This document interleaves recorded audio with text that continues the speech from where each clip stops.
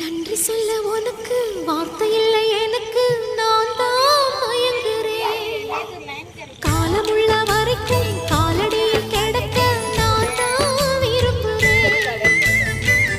நெடுங்காலம் புரிஞ்சேன் தவத்தாலே கிடைச்சேன். பசும் பொன்ன பித்தளையா